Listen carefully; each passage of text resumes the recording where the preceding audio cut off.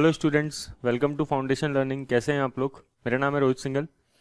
Student, आज हम discuss करने जा रहे हैं आईएएस नंबर 21। किसका है ये? Effect of change in foreign exchange rates. किसके अकॉर्डिंग डिस्कस करेंगे? एसबीआर के अकॉर्डिंग डिस्कस करेंगे। ठीक है सर, क्या ये F7 में था? बिल्कुल था, लेकिन हम इसको जैसे सारे स्टैंडर्ड पढ़े बिल्कुल बेसिक से कवर करेंगे। तो अगर आपने उसको नहीं भी पढ़ा होगा तो आपका कवर हो जाएगा। क्या कहता है देखो आईएएस 21, इसका नाम क्या बताया मैंने? Effect of changes in foreign exchange rates. Foreign exchange rates, इसको शॉर्ट में लिख देता हूँ फॉरेक्स। फॉरेन एक्सचेंज को शॉर्ट में फॉरेक्स कहते हैं ना। तो पहले F7 के हिसाब से पढ़ते थे अपन, स्टार्टिंग में जब पढ़ते थे, ठीक है ना। F7 में आपने कभी पढ़ा होगा जब। अब अपन इसको एसबीआर के अकॉर्डिंग पढ़ रहे हैं, बिल्कुल डेप्थ में। देखो, आपको पता है कि आजकल ग्लोबलाइजेशन का ज़माना है। ट्रांजैक्शन जो होते हैं वो मल्टी करेंसी हो सकते हैं, ठीक है।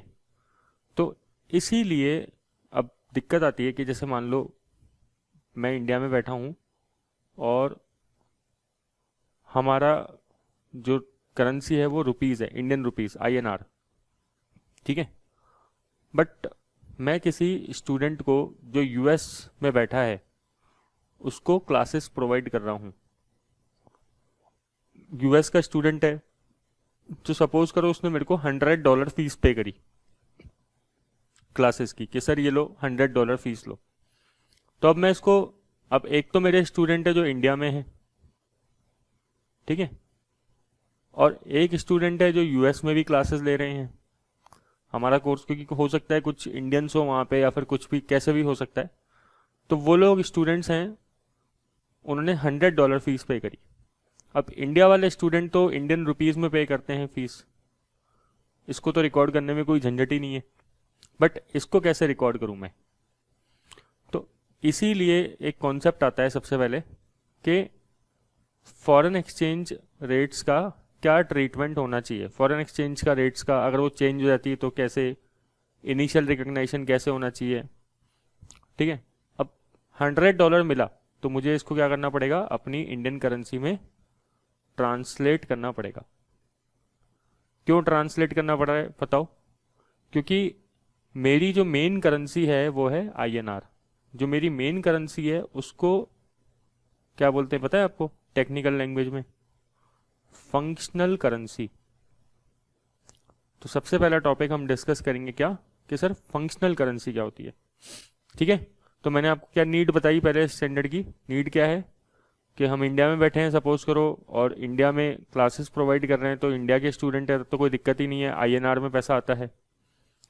यूएस में कुछ स्टूडेंट्स बैठे हैं, वो क्लासेस ले रहे हैं, वो डॉलर्स में पेमेंट कर रहे हैं, ठीक है। तो अब मुझे इसको कन्वर्ट करके लिखना पड़ेगा अपनी बुक्स में। क्यों? क्योंकि मेरी मेन करेंसी क्या है? इंडियन रुपीज़ है। तो पहले समझते हैं कि सर फंक्शनल करेंसी क्या होती है। सबसे मेन शुरुआत करते हैं इस स्टैंडर्ड की कि sir what do you mean by functional currency, ठीक है। फंक्शनल करेंसी क्या होती है? वो करेंसी मतलब जिसमें primary economic environment in which entity operates. Sir ये डेफिनेशन याद रखनी है क्या? हाँ बिल्कुल, डेफिनेशन याद रखनी है। एग्जाम में जब एसबीआर में बड़े बड़े क्वेश्चंस आते हैं तो उसमें डेफिनेशंस स्टार्टिंग में लिखनी पड़ती है। स्टार्टिंग में आपको पता है जब क्वेश्चन के अंदर अपन स्टार्टिंग में प्रोविजन लिखते हैं तो डेफिनेशंस पता होनी चाहिए। तो क्या है? Primary economic environment in which entity operates. Functional currency मतलब वो करेंसी होती है, उस कंट्री की करेंसी हो सकती है या डायरेक्टली वही करेंसी हो सकती है जिस करेंसी के अंदर कंपनी का मेन इकोनॉमिक एनवायरनमेंट होता है, ठीक है। मतलब जैसे मैं इंडिया में हूँ तो मेरा क्या है? मेन इकोनॉमिक एनवायरनमेंट पूरा का पूरा किस करेंसी के अंदर है? INR के अंदर है। कोई पाकिस्तान में है तो उसका PKR में होगा, कोई यूरोप में है तो उसका यूरो होगा, है ना। ऐसा नॉर्मली यही होता है। बट कई बार ये बिल्कुल सिंपल नहीं होता, तो इसलिए हमें क्या करने पड़ते हैं? कुछ फैक्टर्स कंसीडर करने पड़ते हैं। फैक्टर दो तरह के हो सकते हैं, एक तो प्राइमरी और एक सेकेंडरी फैक्टर्स, क्या चेक करने के लिए? फैक्टर्स कि फंक्शनल करेंसी क्या होगी किसी कंट्री की। सर क्या मतलब होता है प्राइमरी फैक्टर्स का और सेकेंडरी फैक्टर्स का? सबसे पहले प्राइमरी फैक्टर देखे जाएंगे, अगर प्राइमरी फैक्टर से बात नहीं बनती तो सेकेंडरी फैक्टर पाएंगे। जैसे प्राइमरी फैक्टर क्या देखा जाएगा? मेनली देखा जाता है कि कंपनी की सेल्स किस डिनोमिनेशन में हो रही है, मतलब किस करेंसी के अंदर हो रही है। ठीक है, अब जैसे हमारी सेल्स है तो वो ज़्यादातर किस में होती है? इंडियन रुपीज़ में होती है, बट कई बार हम सेल्स किस में करते हैं? डॉलर्स में भी करते हैं। कई बार हम सेल किस में करते हैं? सपोज करो दिनार्स में भी करते हैं। ठीक है, कई बार यूके पाउंड में भी सेल होती है। ठीक है, कई बार यूरो में सेल हो गई, लेकिन मेन सेल किस में हो रही है? आईएनआर में सेल हो रही है। ठीक है, सेकंड क्या होगा? कंपनी की जो रॉ मटेरियल कॉस्ट है, लेबर कॉस्ट है, जो भी ऑपरेटिंग कॉस्ट है, ठीक है, जो इनपुट कॉस्ट है मेनली ऑपरेटिंग कॉस्ट है, वो किस करेंसी में इनकर्ड हो रही है। अब मैं कुछ रॉ मटेरियल खरीदता हूँ, कुछ मशीन्स खरीदता हूँ, ठीक है, और मान लो वो मशीन्स मेरी सारी की सारी डॉलर्स में आती है, मतलब मैं मशीन कहाँ से खरीदता हूँ? यूएस से परचेज करता हूँ। इंडिया के अंदर मान लो वो कैमरा अवेलेबल नहीं है जो मेरे को चाहिए, या वो सॉफ्टवेयर अवेलेबल नहीं है जो मेरे को चाहिए, तो इसलिए मेरी कॉस्ट किस में लग रही है? डॉलर्स में लग रही है। तो प्राइमरी फैक्टर्स क्या क्या होते हैं बताओ? कि आपकी सेल्स किस करेंसी में हो रही है मेनली, और कॉस्ट किस करेंसी में लग रही है। और क्या हो सकता है? और हम ये भी चेक कर सकते हैं कि आपके कॉम्पिटिटर्स क्या करेंसी फॉलो कर रहे हैं, या फिर जो आपके रेगुलेटर्स हैं वो किस कंट्री में लोकेटेड है और उस कंट्री की करेंसी क्या है। ठीक है, मेरा रेगुलेटर मान लो यूएस में लोकेटेड है। ठीक है, मेरा रेगुलेटर है एसईसी, जैसे इंडिया में सेबी होता है वैसे यूएस में क्या होता है? SEC, security exchange commission. तो सिक्योरिटी एक्सचेंज कमीशन क्योंकि मेरा रेगुलेटर है, तो मैं चेक कर रहा हूं कि इस रेगुलेटर की कंट्री मतलब यूएस की करेंसी क्या है? डॉलर्स। मेरे कॉम्पिटिटर्स इनकी करेंसी क्या है? ठीक है ना, ये इनकी फंक्शनल करेंसी क्या है, इनकी फंक्शनल करेंसी क्या है। ये सारे फैक्टर्स मुझे क्या ढूंढने में मदद करेंगे? मेरी फंक्शनल करेंसी ढूंढने में मदद करेंगे, अगर मुझे साफ साफ पता नहीं लग रहा तो। लेकिन अगर इन फैक्टर में आपस में कॉन्ट्राडिक्शन है, मेरी सेल्स आईएनआर में हो रही है, ठीक है, मान लो मेरी सेल प्योरली आईएनआर के अंदर होती है, बट मेरी कॉस्ट जो है वो डॉलर्स में इनकर्ड हो रही है। ठीक है, ऐसे ही दूसरे फैक्टर्स में भी कॉन्ट्राडिक्शन आ रहा है। कॉम्पिटिटर्स जो हैं वो सपोज करो रुपीस के अंदर हैं, लेकिन रेगुलेटर है वो डॉलर्स के अंदर है। तो अब मैं किसकी मदद लूंगा? सेकेंडरी फैक्टर की मदद ले सकता हूं, हेल्प ले सकता हूं सेकेंडरी फैक्टर की। सेकेंडरी फैक्टर क्या होते हैं? सेकेंडरी फैक्टर देखो सबसे मेन पॉइंट होता है कि आपका सोर्सेज ऑफ फाइनेंस क्या है, मतलब सोर्सेज ऑफ फाइनेंस आपका कौन सी कंट्री की करेंसी से है। लाइक मेरा जो लोन मैं सबसे ज़्यादा लेता हूं वो रुपीस में लेता हूं। मैं कहाँ अपने डिवेंचर्स इशू करता हूं? मेरी कंपनी जो है फाउंडेशन लर्निंग सपोज करो लिस्टेड कंपनी है, और मैं अपने डिवेंचर्स या शेयर्स किधर इशू करता हूं? इंडिया में इशू करता हूं। ठीक है, जब भी मेरे को पैसे की रिक्वायरमेंट होती है तो मैं इधर जाता हूं, तो ये मेरा क्या हुआ? सेकेंडरी फैक्टर हुआ। इंडिया में जाता हूं तो फिर सेकेंडरी फैक्टर से क्लैरिटी मिल सकती है। तो ऐसे करके क्या है, ये सारे फंक्शनल करेंसी के पॉइंट है। देखो एक बार, entity maintain its day to day financial record in its functional currency. तो मेरे को अपने रिकॉर्ड्स किस में बनाने चाहिए?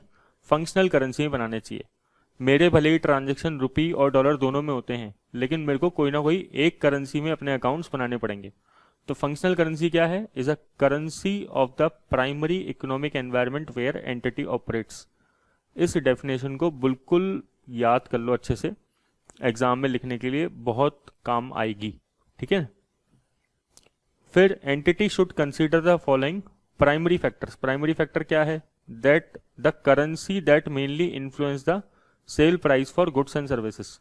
इसका मतलब सिंपल ही होता है कि आपकी जो सेल हो रही है वो कौन सी करेंसी के अंदर ज़्यादा हो रही है, ठीक है। That mainly the currency of the country whose competitive forces, मतलब आपके कॉम्पिटिटर्स क्या करेंसी यूज़ करते हैं, आपके रेगुलेटर्स जो हैं वो किस कंट्री में हैं, उसमें क्या करेंसी यूज़ होती है। The currency that mainly influence labour material and other cost of providing goods and services, ठीक है। अगर प्राइमरी फैक्टर से मज़ा नहीं आ रहा तो हम किसकी तरफ जाएंगे, सेकेंडरी फैक्टर की तरफ जाएंगे। सेकेंडरी फैक्टर में क्या चेक करेंगे, जैसे the currency in which funds from financing activity are generated, मतलब हमने कहाँ पे डिबेंचर्स शेयर्स वगैरह इशू कर रखे हैं वो, ठीक है। या फिर currency in which receipt from operating activity are retained. इसका क्या मतलब है, भाई मेरे पास डॉलर्स में भी पैसा आता है, रुपीज़ में भी पैसा आता है, लेकिन जब मेरे पास डॉलर में पैसा आता है मैं पता है क्या करता हूँ, उसको रुपीज़ में कन्वर्ट कर लेता हूँ। क्यों, क्योंकि मेरा सब कुछ रुपीज़ से ही चलता है काम वगैरह। तो इससे क्या पता लग रहा है, the currency in which receipt from operating activity are retained, ठीक है। जो भी पैसा आया किसी भी करेंसी से, मैंने उसको किस में कन्वर्ट कर लिया, अपनी मेन करेंसी में कन्वर्ट कर लिया, रुपी में कन्वर्ट कर लिया। तो इससे क्या पता लग रहा है कि मेरी फंक्शनल करेंसी क्या हो सकती है, रुपी हो सकती है, ठीक है। बट फिर भी देखो फंक्शनल करेंसी में एक जजमेंट इन्वॉल्व होता है, कहीं ना कहीं फंक्शनल करेंसी सेलेक्ट करते समय जजमेंट इन्वॉल्व होता है। ये सारे फैक्टर्स तो हैं बट ये भी क्या है, जजमेंट बेस है।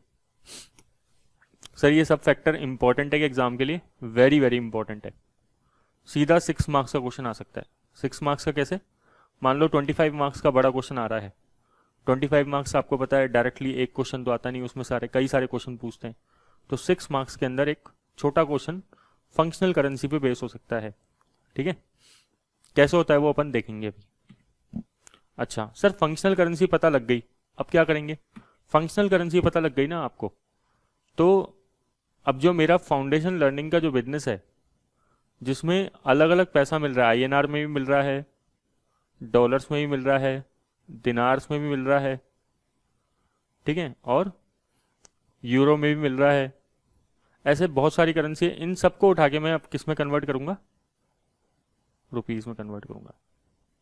जब भी कोई ट्रांजेक्शन होगा, डॉलर दिनार यूरो किसी भी करेंसी में ट्रांजेक्शन होगा तो मैं कन्वर्ट करूंगा। और जब मैं कन्वर्ट करूंगा तो इसे क्या बोलते हैं, ट्रांसलेशन। वर्ड याद रखना, ट्रांसलेशन, ठीक है।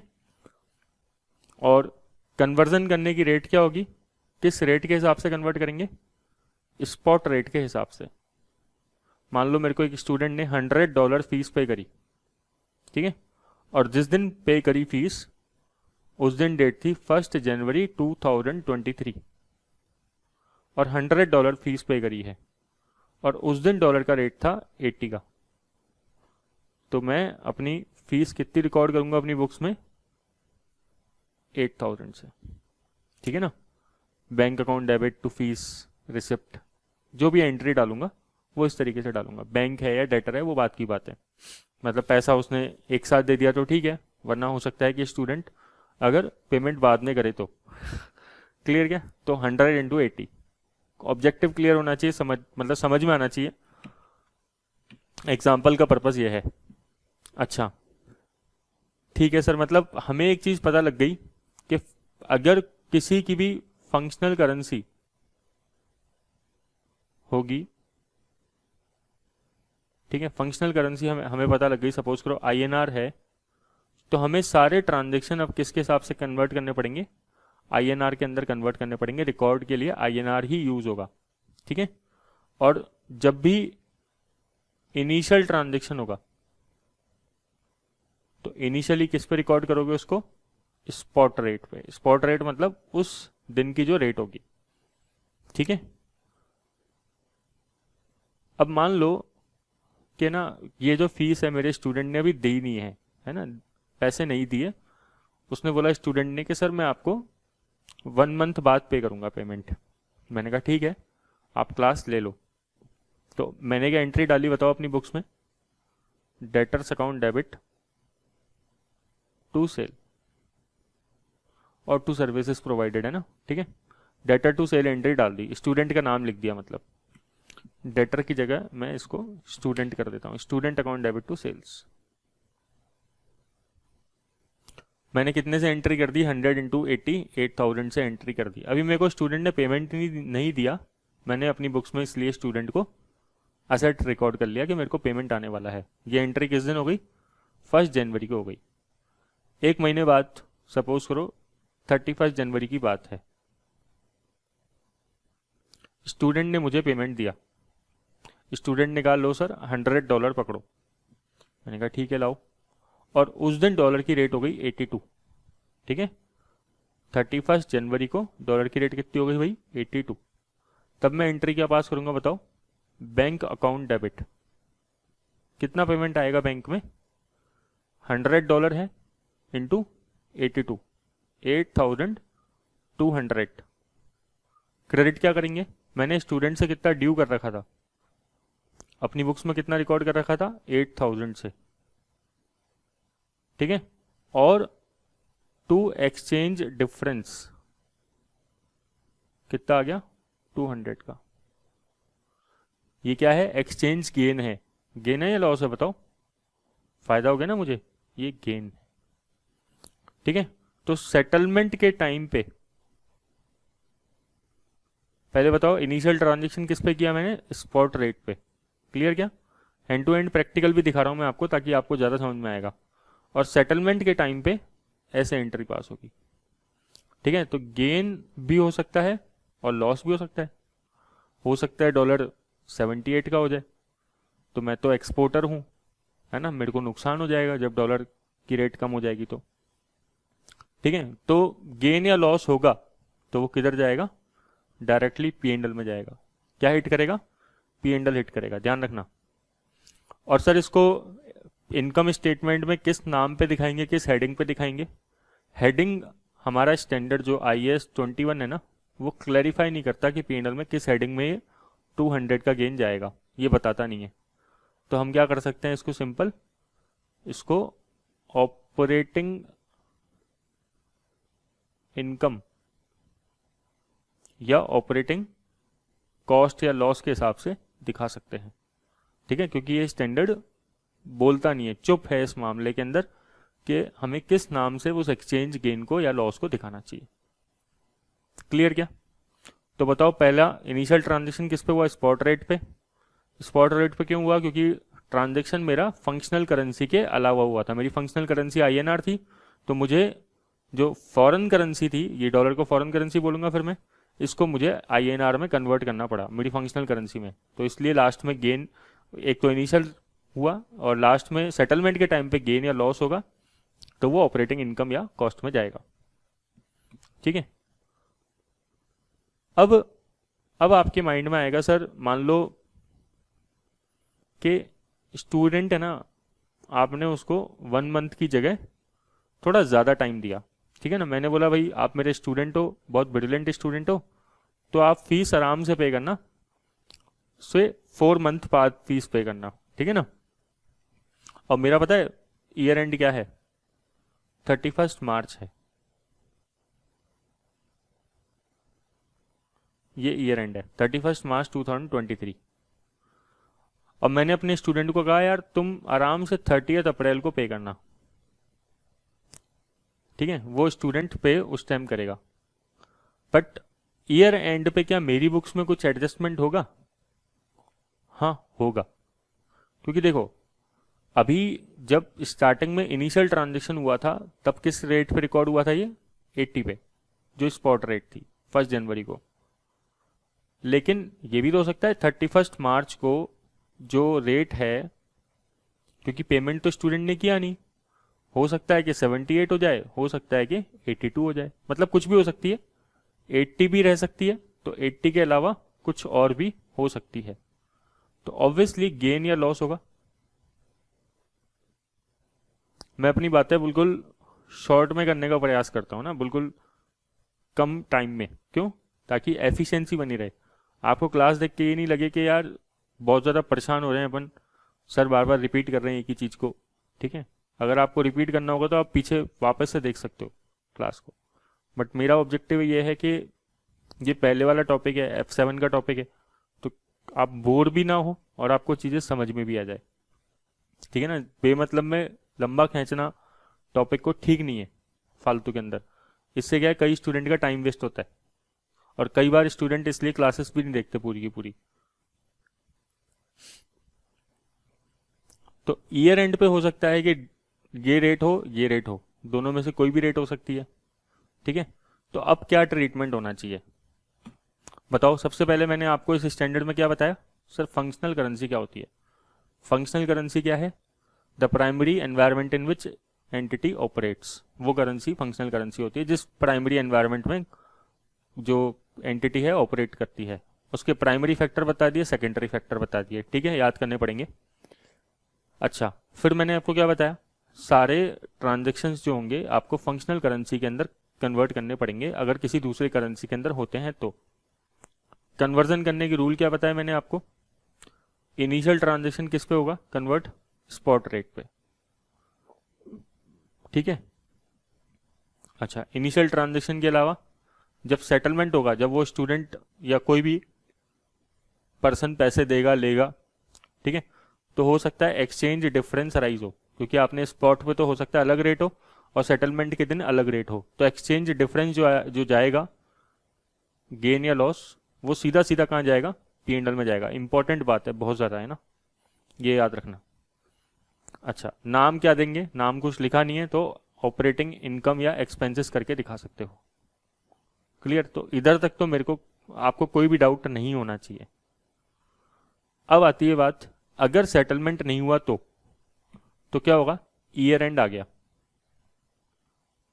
तो ईयर एंड आएगा तो क्या करेंगे, अब ये स्टैंडर्ड है ना, ईयर एंड पे कुछ अलग बात करता है। ये है ना, बोलता है कि ईयर एंड के बैलेंसेस को हम दो पार्ट में डिवाइड करते हैं, मॉनेटरी आइटम और नॉन मॉनेटरी आइटम। आपको याद है नॉन मॉनेटरी आइटम का डिस्कशन हमने पहले किसी स्टैंडर्ड में किया है, तो याद है आपको, इंटेंजिबल असेट्स में डिस्कस किया है कि इंटेंजिबल असेट्स की डेफिनेशन याद करो। Intangible assets are obviously assets, assets तो होगी, ठीक है, नॉन मॉनेटरी इन नेचर और सेपरेटली आइडेंटिफाइबल पढ़ा था ना, तो वो नॉन मॉनेटरी। उधर मैंने नॉन मॉनेटरी का क्या मतलब बताया था, वो इधर भी यही है। नॉन मॉनेटरी मतलब होता है जब किसी असेट या लाइबिलिटी की वैल्यू फिक्स ना हो, ठीक है, नॉट फिक्स। एग्जाम्पल जैसे प्लांट एंड मशीनरी, या ब्रॉड लिखता हूँ ना directly, property plant and equipment, investment property, intangible assets, inventories.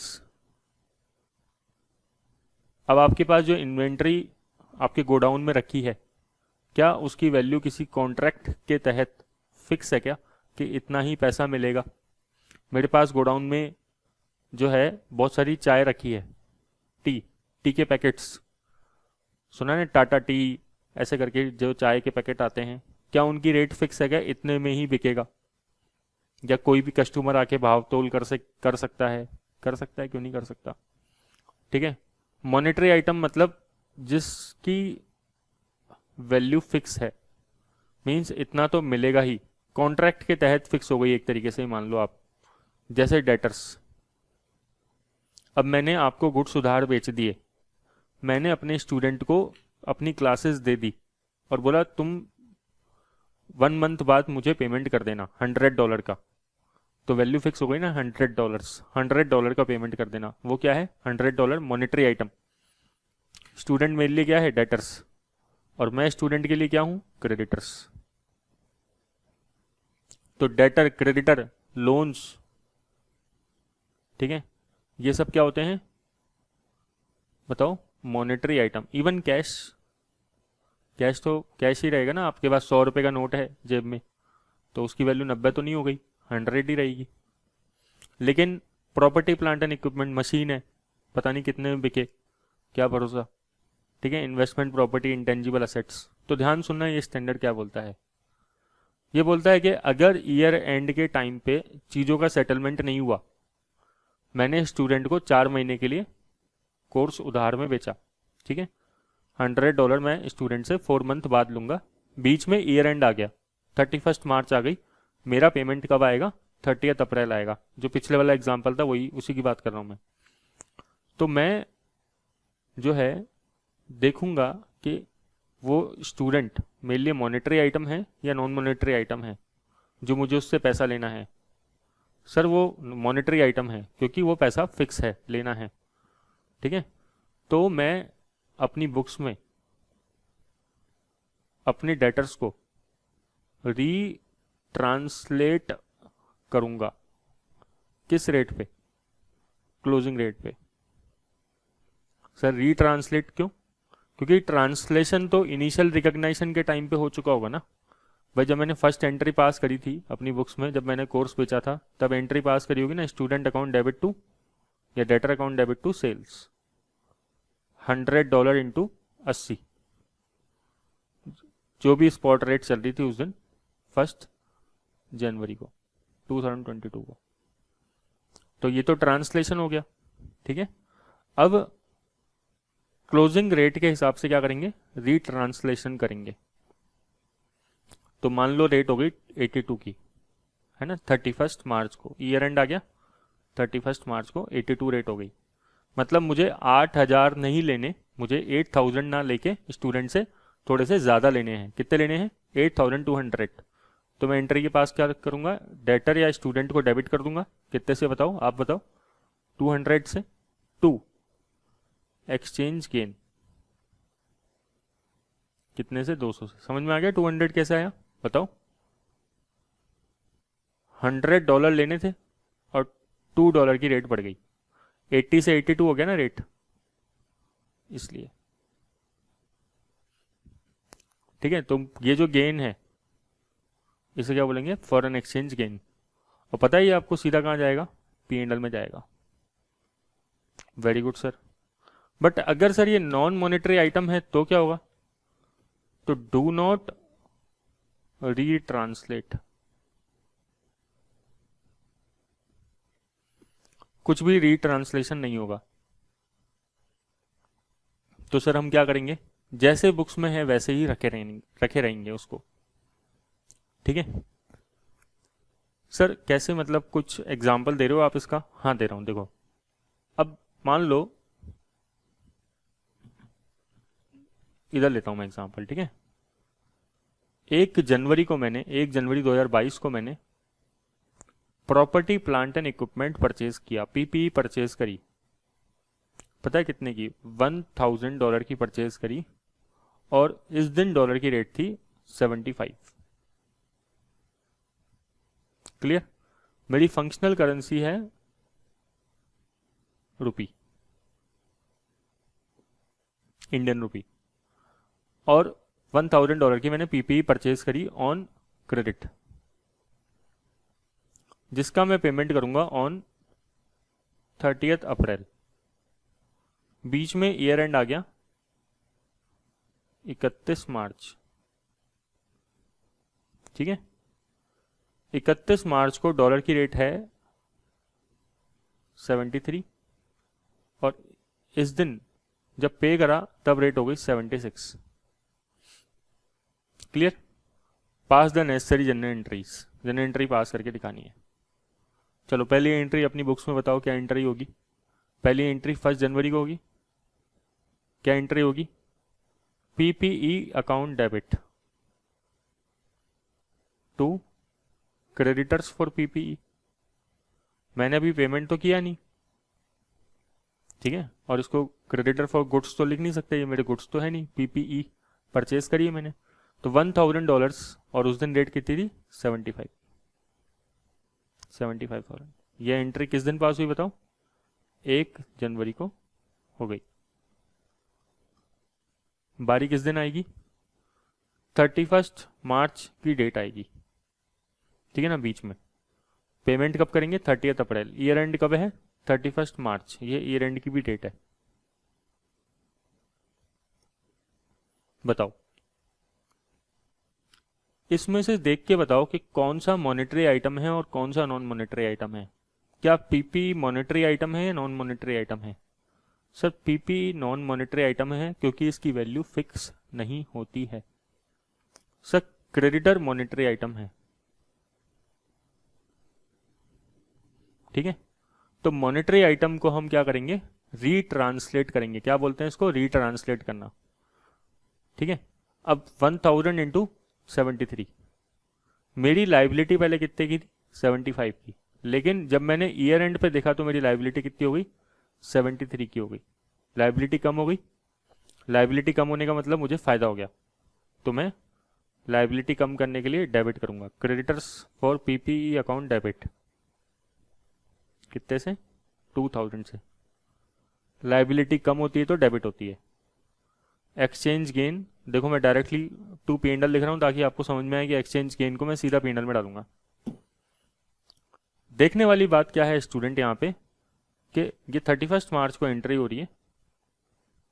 आप ऑब्जर्व करो, मैंने पीपीई को कहीं पे भी नहीं चेंज किया। पीपीई मेरी बुक्स में इतने की ही आ रही है। डेप्रिसिएशन लगेगा वो पॉइंट अलग है, ठीक है, लेकिन मैंने इसको अपनी बुक्स में रीस्टेट नहीं किया। ऐसा नहीं किया कि पीपीई को 73,000 कर दिया, क्यों, पीपीई नॉन मॉनेटरी आइटम है। लेकिन मैंने क्रेडिटर को उठा के, अब मेरी बुक्स में अगर बैलेंस शीट में देखोगे 31 मार्च को, तो क्रेडिटर कितने के आ रहे होंगे, 73,000 के। ऐसा क्यों हुआ कि मैंने क्रेडिटर्स को क्लोजिंग रेट पे ले लिया। ऐसा क्यों होता है कि मॉनेटरी आइटम क्लोजिंग रेट पे आता है बट नॉन मॉनेटरी आइटम जो है वो कुछ भी रीट्रांसलेट नहीं होता, वो अपनी हिस्टोरिक रेट पे रहता है, वो अपनी इनिशियल रेट पे रहता है।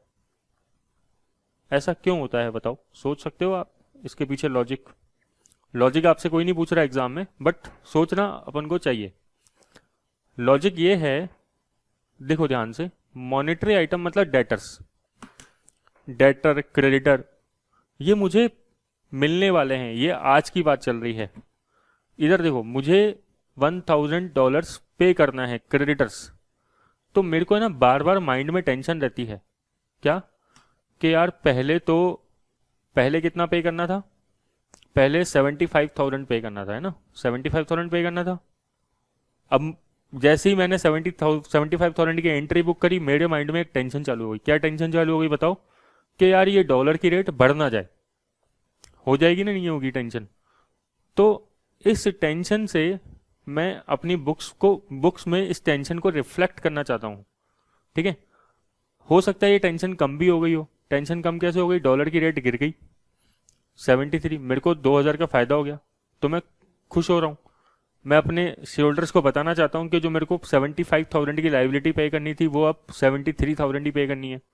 समझ रहे हो, मॉनेटरी आइटम्स, है ना। ऐसे ही डेटर्स, मुझे लगता है कि यार स्टूडेंट से मुझे $100 का पेमेंट लेना था, तो मैं सोच रहा हूँ कि डॉलर की रेट 80 है, तो क्यों ना अगर 90 हो जाए तो मज़ा आ जाएगा। स्टूडेंट मेरे को $100 देगा तो इंटू 90 कितना, 9,000 मिलेगा। अगर 80 के हिसाब से पेमेंट होता उस दिन तो 8,000 मिलता, तो मेरी एक्सपेक्टेशन तो ज़्यादा की हो जाएगी, है ना। अगर डॉलर कम हो गया तो फिर मेरे को डर लगेगा, यार स्टूडेंट पेमेंट तो कर रहा है आज, लेकिन डॉलर की रेट कम मिल रही है मुझे कन्वर्ट करने पे, ठीक है ना। लेकिन सोचो, machine, property, plant and equipment, मैंने इधर पीपीई परचेस कर ली है, ठीक है। पीपीई तो परचेस कर ली ना, उसकी वैल्यू में क्या डिफरेंस आना चाहिए, उसकी वैल्यू में तो कोई फर्क ही नहीं आना चाहिए, समझ रहे हो। वो तो असेट्स है, वो तो आ गई अपने पास, इसकी लाइबिलिटी में जरूर फर्क आना चाहिए। तो इसलिए हम कभी भी असेट्स, जो ऐसी असेट्स जो नॉन मॉनेटरी होती है, उसको कभी भी कन्वर्ट नहीं करते, ठीक है। हाँ, लाइबिलिटी है, फिक्स्ड है, तो हमें करना ही है, क्योंकि हमें पे करना है। हमें समझ में आ रहा है कि यार ये भी अभी हमारे सामने लाइबिलिटी खड़ी है, या हमें पैसा मिलने वाला है, ये हमें रिफ्लेक्ट करना चाहिए अपनी बैलेंस शीट P&L के अंदर। इसलिए हम इसको क्या कर रहे हैं, मॉनेटरी आइटम्स को कन्वर्ट करके लिख रहे हैं और नॉन मॉनेटरी को छोड़ रहे हैं। अब सोचो, अगर मान लो आप पीपीई कैश में परचेज कर लेते, ठीक है, ये मान लो पीपीई कैश में परचेज हो गई, 1000 into 75,000 PPE account debit to cash, entry pass कर दी मैंने। डॉलर की रेट कुछ भी हो, मेरे को क्या फर्क पड़ रहा है ना। रेट ऊपर नीचे हो, मैंने तो पीपीई खरीद ली ना, तो पीपी में मैं क्यों चेंज करूं? हाँ, अगर मेरे को उधार है तो मैं केवल अपने लाइबिलिटी में चेंज करूंगा ना, इसीलिए कॉन्सेप्ट होता है नॉन मॉनेटरी और मॉनेटरी का। क्लियर क्या? ठीक है। तो चाहे मॉनेटरी आइटम्स, ऐसा नहीं है कि मॉनेटरी आइटम्स में डेटर क्रेडिटर मतलब केवल करंट लाइबिलिटी आ रही है, नहीं, लोन्स भी आ रहे हैं, लॉन्ग टर्म लोन्स भी हो सकते हैं। ठीक है। क्यों? क्योंकि हमें भविष्य में पे करने हैं, तो हमें इसको किस में लिखना चाहिए? करंट रेट पे लिखना चाहिए। लेकिन बाद में उल्टा पॉसिबल है। जैसे क्या हो रहा है यहां पे देखो, अब जब हम इसको पे कर रहे हैं 30 अप्रैल को, तब क्या एंट्री होगी? अब ये हो गया 76,000 का हिसाब से। ठीक है। तो अपनी बुक्स में क्रेडिटर्स कितने के आ रहे थे बताओ? पहले क्रेडिटर फॉर पीपी आ रहे होंगे अपने पास 73,000 के। टू कैश करने जाऊंगा तो 76,000 हो गया, और पीएनएल डेबिट करेगा कितने से? 3,000 से। टू कैश 76,000 क्यों किया? क्योंकि 30 अप्रैल को 76 रेट थी, 100 वो 1000 इंटू 76,000। क्रेडिटर 73 से डेबिट क्यों किया? क्योंकि बुक्स में क्रेडिटर 73 के ही आ रहे थे ऑलरेडी। ठीक है। और अब की बार एक्सचेंज लॉस हो गया। ठीक है। तो मतलब पहले जो हमें लग रहा था एक्सचेंज गेन होगा, अब हमें क्या लग रहा है? एक्सचेंज लॉस होगा। ठीक है। मतलब रियल में एक्सचेंज लॉस हुआ। तो ऐसा पॉसिबल है। ये स्टैंडर्ड का थोड़ा सा क्रिटिसिज्म भी है। क्रिटिसिज्म कैसे है कि देखो आप पहले तो प्रॉफिट बुक कर रहे हो, लेकिन हो सकता है ये बाद में रिवर्स हो जाए, तो देखो लॉस हो गया। तो जब आप क्रिटिसिज्म लिखते हो एसबीआर के अंदर बड़े लेवल पे आके, तो आप लिख सकते हो कि देखो आपने एक बार प्रॉफिट बुक किया, एक बार फिर लॉस, सेम ही आइटम के ऊपर। ठीक है। तो इससे बढ़िया तो ये होता है कि आप इसको पीएनएल में ना डालते उस टाइम पे, क्योंकि इससे आपका पीएनएल बार बार इफेक्ट कर रहा है। और ये ज़्यादा इफेक्ट कहाँ पे लगता है? लॉन्ग टर्म लोन्स में लगता है। अब लॉन्ग टर्म लोन, ध्यान समझना, मैंने लॉन्ग टर्म लोन लिया $1,000 का। ठीक है। मैंने लॉन्ग टर्म लोन लिया $1,000 का, और आज है 1 जनवरी 2022। ठीक है। आज रेट है 80 पर डॉलर। क्लियर? अब मुझे पे करना है लोन, सपोज करो 31 दिसंबर 2026 में पे करना है, इस टाइम पे करना है। एक बार इंटरेस्ट को आप इग्नोर कर दो, है ना। मेरा ईयर एंड भी मान लो 31 दिसंबर है, ईयर एंड से कोई फर्क नहीं पड़ेगा वैसे। तो मैं हर बार क्या करूंगा? हर बार इस लोन को, ये बताना ये लोन जो है मॉनेटरी आइटम है कि नॉन मॉनेटरी आइटम है? ऑब्वियसली मॉनेटरी आइटम है। ठीक है। मुझे एक फिक्स नंबर ऑफ यूनिट्स पे करने हैं, करेंसी पे करना है, तो हर बार मुझे क्या करना पड़ेगा बताओ? हर बार मुझे इसको रीट्रांसलेट करना पड़ेगा। कब तक रीट्रांसलेट करना पड़ेगा?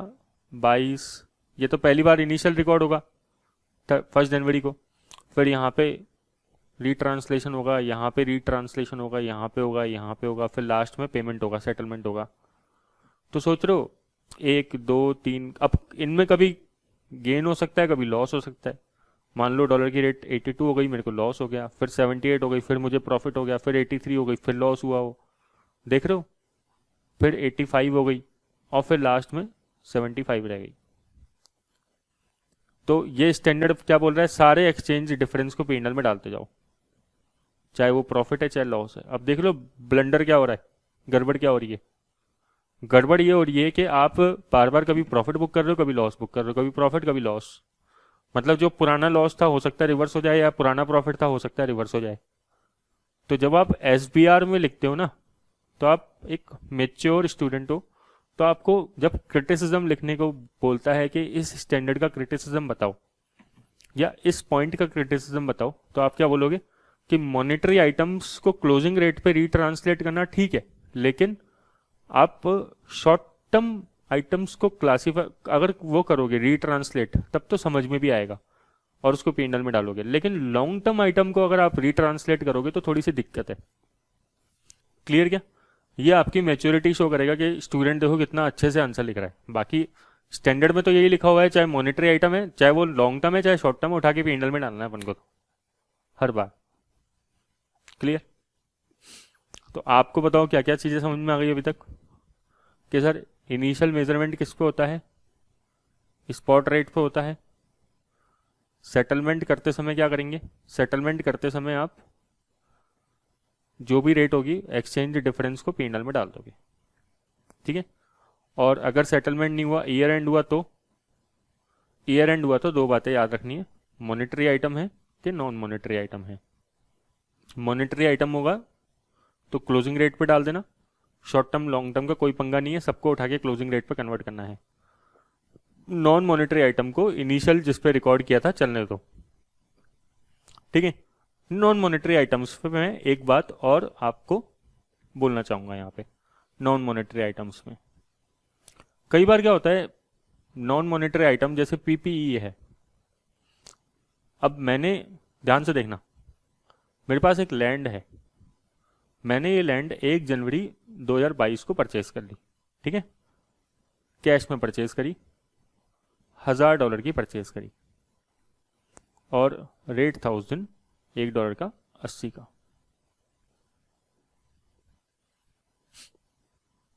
ठीक है, अब हुआ क्या कि 31 मार्च आई और रेट हो गई 82। बताओ कुछ रीट्रांसलेशन होगा या नहीं होगा? नहीं होगा। आप अपनी बुक्स में लैंड को कितने में दिखाते आओगे? 80,000 में दिखाओगे। क्यों? क्योंकि आपने पेमेंट कर दिया है ऑलरेडी और ये एक लैंड क्या है, नॉन मॉनेटरी आइटम है, तो इसमें कोई क्लोजिंग का चक्कर नहीं होता। ठीक है सर, लेकिन मान लो कि ना मैं लैंड को IAS 16 के हिसाब से रिवैल्यूएशन मॉडल यूज करता हूं, ठीक है, समझ में आ रहा है? कर सकते हैं रिवैल्यूएशन, क्या दिक्कत है? और 31 मार्च को मुझे पता लगता है कि लैंड जो है $1000 की जगह $200 से बढ़ गई, मतलब $1200 की कुल मिला के हो गई। ठीक है ना? बताओ मुझे 31 मार्च को क्या अकाउंटिंग करोगे? आपसे मैं पूछ रहा हूं। चलो पहले तो 1 जनवरी की एंट्री बताओ। 1 जनवरी की तो आप बता ही दोगे नहीं। Land account debit to bank या कैश, कितने से? 80,000 से। बहुत ही बढ़िया। 31 मार्च को क्या एंट्री पास करोगे बताओ? तो आपने क्या एंट्री डालोगे बताओ? आपने एंट्री डाली होगी land account debit to revaluation reserve. याद है ना रिवैल्यूएशन रिजर्व? IAS 16 याद करो, OCI, revaluation reserve, other component of equity, non classifiable item, non reclassify जो नहीं हो सकता। तो कितने से एंट्री डालोगे बताओ? 200 इंटू 82। भाई $200 की रेट बढ़ गई और 82 जो है रेट चल रही है, तो आपने एंट्री डाल दी होगी 16,400। ऐसे एंट्री सोच रहे हो? बताओ ये एंट्री सही है गलत है? ये स्टैंडर्ड कहता है ऐसे एंट्री नहीं डाल सकते, ये एंट्री गलत है। आपने क्या किया? 200 इंटू 82 नहीं, ये स्टैंडर्ड बोलता है कि आपने पहले बुक्स में अपने कितने में रिकॉर्ड करी थी लैंड? 1000 इंटू 80 बोलता है कि लैंड कितने की हो गई? $1200 की। तो पूरा का पूरा बढ़ाओ ना, 1200 इंटू 82 करो। आज लैंड की कितनी कीमत है? $1200। आपके पास यूएस में एक लैंड है, उसकी वैल्यू कितनी है? $1200 फेयर वैल्यू, रिवॉल्यूशन प्राइस, ठीक है, इंटू 82 कितना हो गया? 98,400 माइनस 80,000, 18,400। तो एंट्री क्या हो गई? Land account debit to revaluation reserve, कितने से? 18,400 से। कैसे करा बताओ? 1200 इंटू सीधा 82 माइनस जो आपने बुक्स में पहले रिकॉर्ड कर रखा था वो, तो 1200 इंटू 82 माइनस 80,000। ऐसा नहीं कि आप 200 इंटू 82 कर रहे हो, ऐसा नहीं करना, तब तो अलग आएगा, तब तो 16400 ही आ रहा था। क्लियर क्या? ये एंट्री पास करनी है, और ये रिवॉल्यूशन रिजर्व फिर ओसीआई में पड़ा रहेगा, ठीक है ना। और अगर असेट्स बेच देंगे तो ये ओसीआई से क्लासीफाई होगा, नहीं होगा, नहीं रिक्लासीफाई नहीं होता, ठीक है, ये नहीं होता रिक्लासीफाई दोबारा कभी भी। तो समझ में आया आपको ट्रीटमेंट क्या करना है? हाँ, अभी तो ये पीपीई है, अगर ये इन्वेस्टमेंट प्रॉपर्टी होता और हम रिवॉल्यूशन मॉडल यूज करते तो बस ये लैंड अकाउंट डेबिट टू फिर पीएनएल हो जाता, क्योंकि आपको पता है कि इन्वेस्टमेंट प्रॉपर्टी IAS 40 के हिसाब से जब भी फेयर वैल्यू मॉडल यूज करते हैं, उधर रिवॉल्यूशन मॉडल यूज नहीं करते, उधर फेयर वैल्यू वर्ड यूज करते हैं, तो जब भी फेयर वैल्यू पे रिकॉर्ड करेंगे तो प्रॉफिट पीएनएल में जाएगा, और इधर 16 के हिसाब से रिवॉल्यूशन जब करते हैं तो ओसीआई में जाता है, ठीक है। क्लियर क्या? तो अब ये बात आपको समझ में आ गई होगी। एक छोटी सी बात और करनी है फंक्शनल करेंसी को लेके, और क्या बात करोगे सर अब आप? फंक्शनल करेंसी में एक और चीज आपको याद रखनी है। देखो, हमारी फॉर्म का नाम है फाउंडेशन लर्निंग, ठीक है, और हमारी जितने भी ट्रांजेक्शन्स होते हैं, चाहे वो डॉलर्स में हो या किसी भी करेंसी के अंदर हो, हम उसको कन्वर्ट करते हैं अल्टीमेटली किसमें? रुपीज में कन्वर्ट कर देते हैं, ठीक है ना। और अगर ईयर एंड होता है तो मैंने आपको बताया, फिर हम चेक करते हैं कि मॉनेटरी आइटम है कि नॉन मॉनेटरी आइटम है। अगर मॉनेटरी आइटम होगा तो क्लोजिंग रेट पे ले लेंगे, नॉन मॉनेटरी आइटम होगा तो हिस्टोरिकल पे चलने देंगे, ठीक है। बट अगर नॉन मॉनेटरी आइटम है और हम अगर फेयर वैल्यू मॉडल यूज कर रहे हैं तो फिर चेक करेंगे कि ओसीआई में जाएगा कि पीएनएल में जाएगा। ओसीआई में जाएगा अगर 16 और पीएनएल में जाएगा अगर 40। समझ गए जो भी मैंने बताया? मान लो फाउंडेशन लर्निंग की एक ब्रांच है या एक सब्सिडरी है, या कह लो फॉरेन सब्सिडरी है, फॉरेन ब्रांच है, ठीक है। तो इसे क्या बोलते हैं? इनको बोलते हैं फॉरेन ऑपरेशंस। इनको क्या बोलते हैं? फॉरेन ऑपरेशंस, जो फॉरेन ब्रांच या फॉरेन सब्सिडरी होते हैं। अब बात आती है सर उधर कौन सी करेंसी चलेगी? तो डिपेंड करता है, ध्यान सुनना, मेन क्रक्स क्या है। अगर हम इनको बिल्कुल इंडिपेंडेंट मानते हैं, इंडिपेंडेंट है ये ब्रांच, ये सब्सिडरी हमारी इंडिपेंडेंट है, तब तो हमें उसकी फंक्शनल करेंसी अलग से चेक करनी पड़ेगी। अब फंक्शनल करेंसी चेक करने के लिए वही रूल अप्लाई करेंगे जो हमने अभी पहले पढ़े थे कि the primary environment in which entity operates, ठीक है, और फिर प्राइमरी फैक्टर और सेकेंडरी फैक्टर्स। अगर वो ब्रांच या सब्सिडरी हमारी इंडिपेंडेंट है, ठीक है, मान लो हमारी एक दुबई में ब्रांच है जो हमारी बिल्कुल इंडिपेंडेंट ब्रांच है। इंडिपेंडेंट का क्या मतलब होता है मैं बताऊंगा आपको, और ठीक है। तो हमें देखना पड़ेगा कि उसकी फंक्शनल करेंसी क्या है। बट अगर वो हमारी ब्रांच बहुत ज़्यादा हम पे डिपेंडेंट है या वो हमारी सब्सिडरी बहुत ज़्यादा डिपेंडेंट है, तो फिर क्या होगा? जो फाउंडेशन लर्निंग की फंक्शनल करेंसी है मेन, है ना, फंक्शनल करेंसी फाउंडेशन लर्निंग की क्या है? Rupees.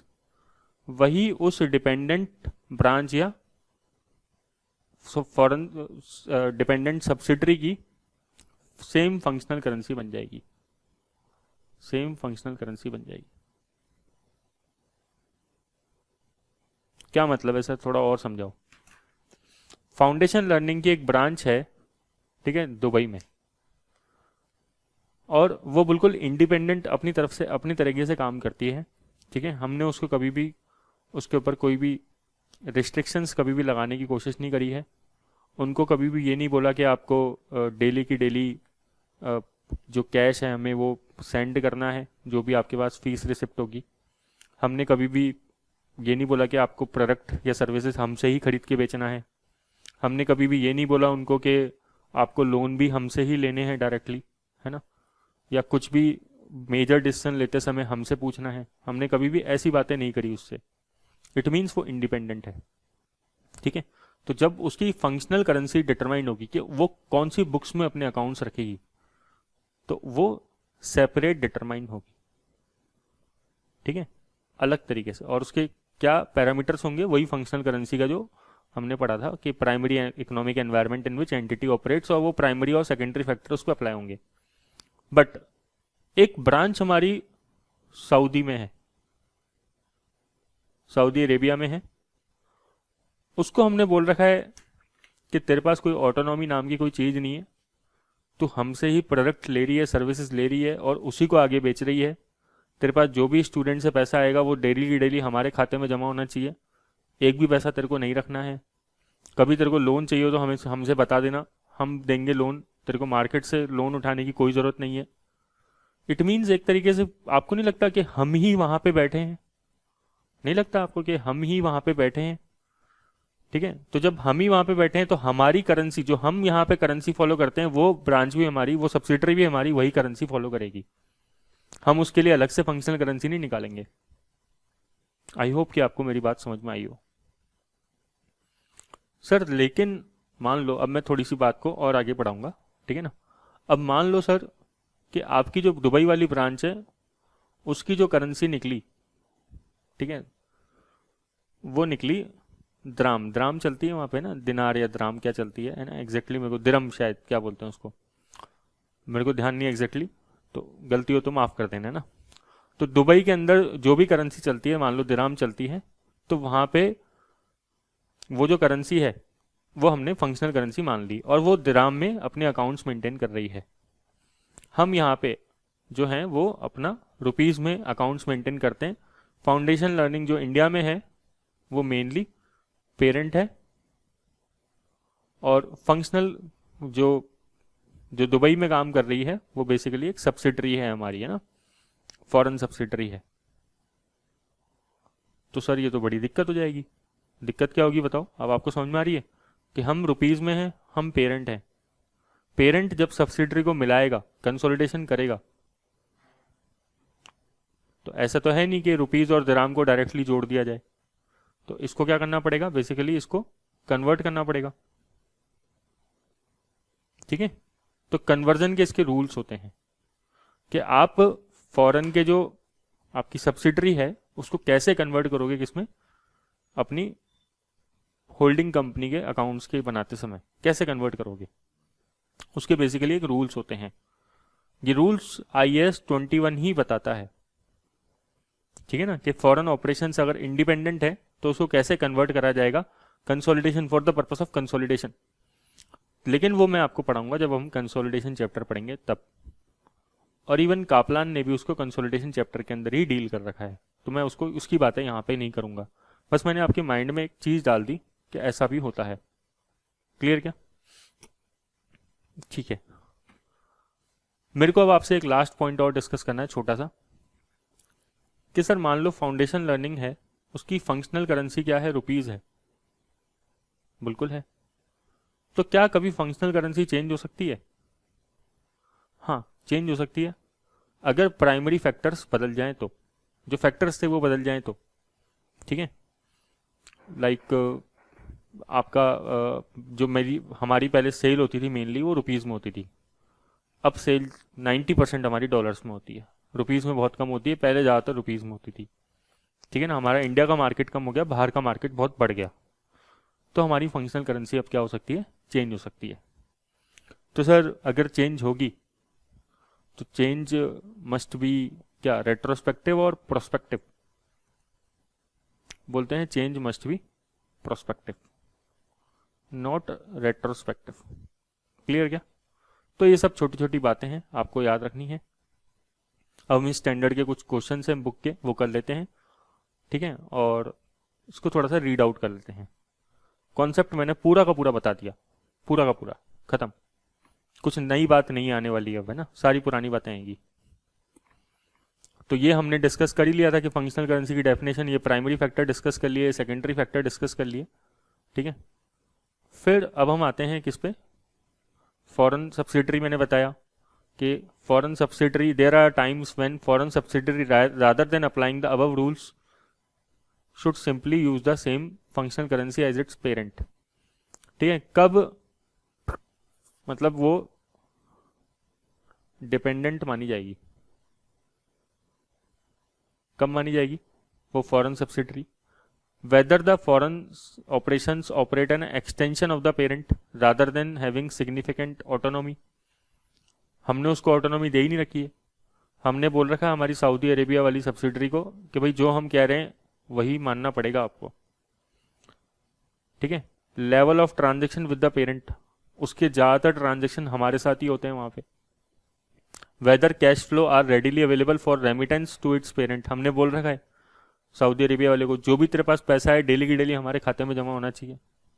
Weather the foreign operations has a sufficient cash flow to service its डेब्ट without needing funds from its parent, हमने यही बोल रखा है भैया जब भी सर्विस मतलब क्या होता है, पे करना, ठीक है, या रीपे करना।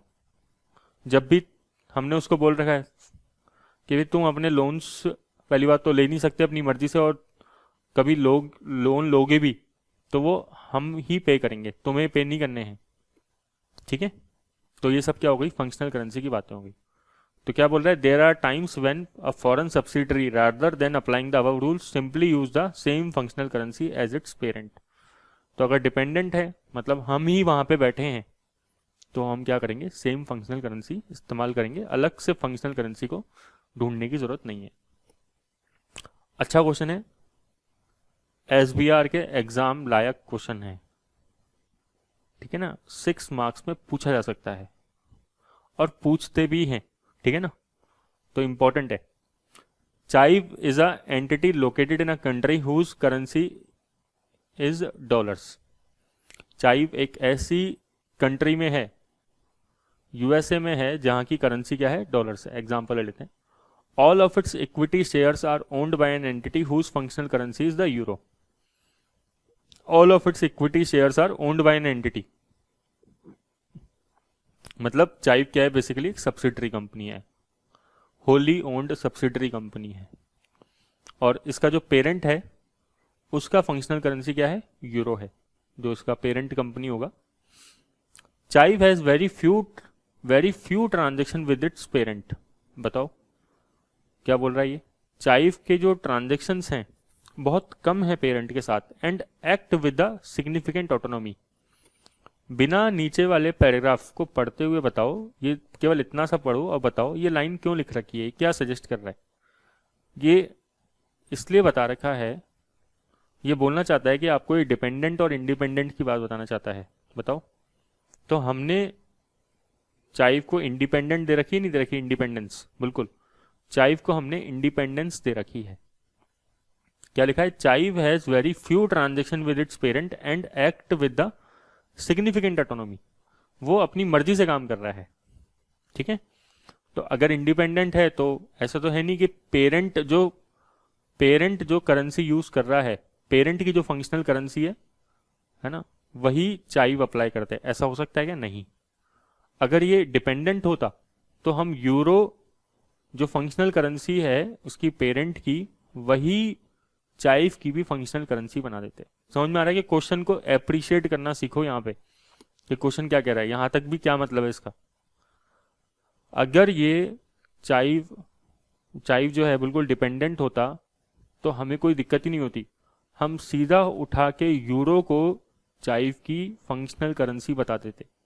बट दिक्कत क्या आ गई कि ये चाइव इंडिपेंडेंट है, इंडिपेंडेंट है तो हमें अब चाइव का फंक्शनल करेंसी अलग से ढूंढना पड़ेगा, और उसके लिए वही प्राइमरी फैक्टर और सेकेंडरी फैक्टर्स को कंसीडर करना पड़ेगा।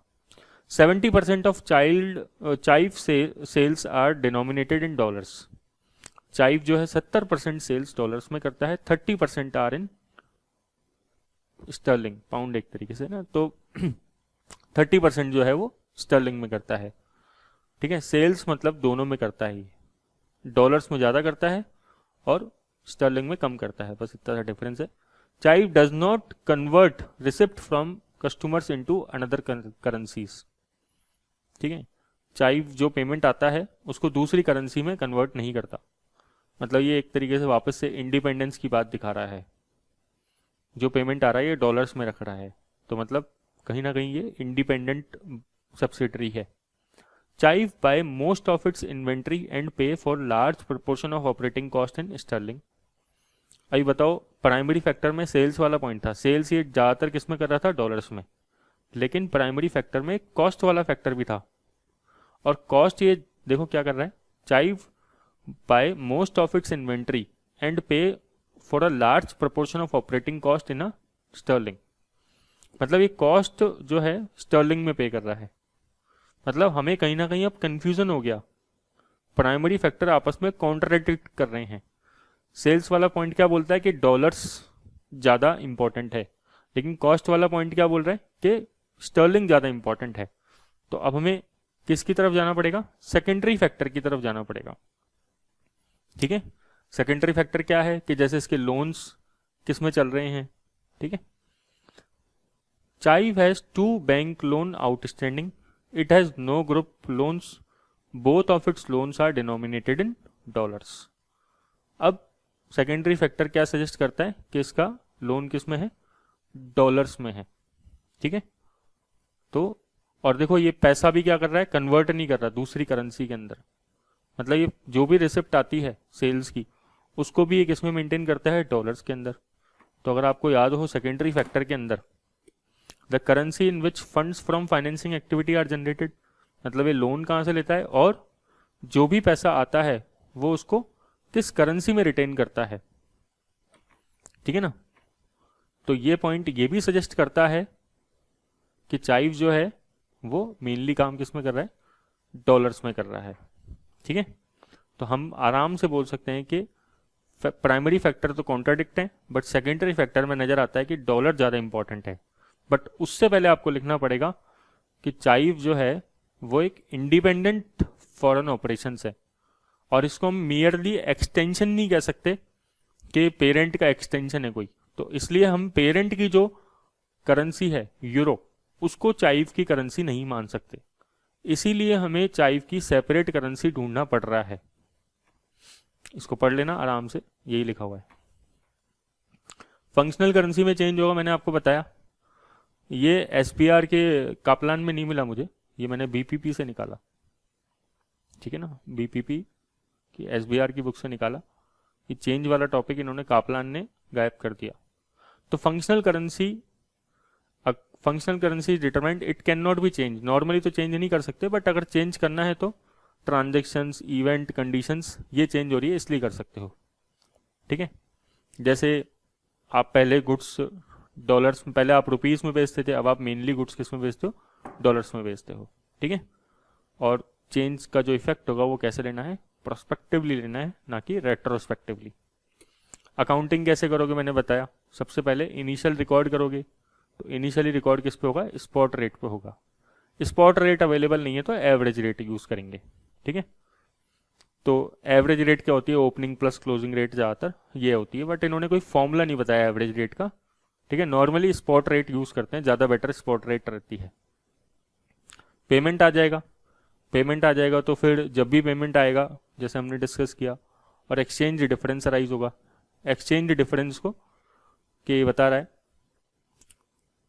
क्या कि ये किधर भी डाल सकते हैं, बट ये बोल रहा है आइटम ऑफ ऑपरेटिंग एक्सपेंस और इनकम में डालना रीजनेबल है, क्योंकि ये स्टैंडर्ड तो बताता नहीं है कि किधर डालना चाहिए ना, किस हेडिंग में डालना चाहिए। ये बोल रहा है पीएनएल में डालना चाहिए, बट ये नहीं बोल रहा कि किस हेडिंग में डालना चाहिए। जैसे देखो ये क्वेश्चन देखो, on 7th May 2006 an entity with a functional currency of dollar sold goods to a German entity for 28,000 euro. क्या बोल रहा है कि एक एंटिटी है जिसकी फंक्शनल करेंसी क्या है, डॉलर्स। तो यूरो में अगर गुड्स बेचा है तो उसको किस में कन्वर्ट करना पड़ेगा, इसको डॉलर में कन्वर्ट करना पड़ेगा। On this date the rate of exchange was $1 is equal to 3.2 euro. ठीक है, तो अपन डिवाइड कर देंगे, कितना हो जाएगा, 15,000 डॉलर्स की एंट्री हो जाएगी। Debtors account debit to sales, ये एंट्री हो गई। On 20 July the customer paid the outstanding balance, और उस दिन रेट थी ये, तो 48,000 डिवाइडेड बाय 3.17 मीन्स हमारे पास पेमेंट जो आ गया वो थोड़ा ज़्यादा आ गया, 15,142 आ गया। बट डेटर्स बुक्स में कितने के थे, 15,000 के, तो हमें फ़ायदा हो गया 142 का, ये फ़ायदा P&L में चला जाएगा। सिंपल क्वेश्चन है ना, बहुत सिंपल, F7 लेवल का क्वेश्चन है। फिर हमने ईयर एंड बैलेंसेस का ट्रीटमेंट समझा। क्या समझा कि मॉनेटरी आइटम्स होंगे, तो मॉनेटरी आइटम्स वो होते हैं जो फिक्स वैल्यू के अंदर हमें मिलते हैं, जैसे कैश, डेटर्स, पेबल्स, लोन्स, उसको रीट्रांसलेट करना पड़ेगा क्लोजिंग डेट के हिसाब से, ठीक है। नॉन मॉनेटरी आइटम्स जैसे इन्वेंट्री, इन्वेस्टमेंट्स, ठीक है, इसको रीट्रांसलेट नहीं करेंगे। हाँ, अगर ये फेयर वैल्यू पे दिखाते हैं तो मैंने बताया जैसे PPE अपन ने अगर फेयर वैल्यू पे दिखाया तो वो डिफरेंस OCI में जाएगा, है ना, जैसे अपन ने डिस्कस किया था। IAS 16 अगर है तो इन्वेस्टमेंट प्रॉपर्टी है तो फिर वो P&L में जाएगा। एक्सचेंज डिफरेंस आता है रीट्रांसलेशन में तो भी वो P&L में जाएगा लास्ट में, ठीक है। जैसे ये आप मॉनेटरी आइटम्स है उसको रीट्रांसलेट कर रहे हो तो ये डिफरेंस जो आएगा वो P&L में जाएगा। क्लियर। बट देखो IAS 27 does not specify the heading under which such gain should be classified, तो इसको हम नॉर्मली अप्रोप्रिएट है कि ऑपरेटिंग इनकम या ऑपरेटिंग लॉस में दिखा देते हैं, ऑपरेटिंग एक्सपेंस में। क्लियर।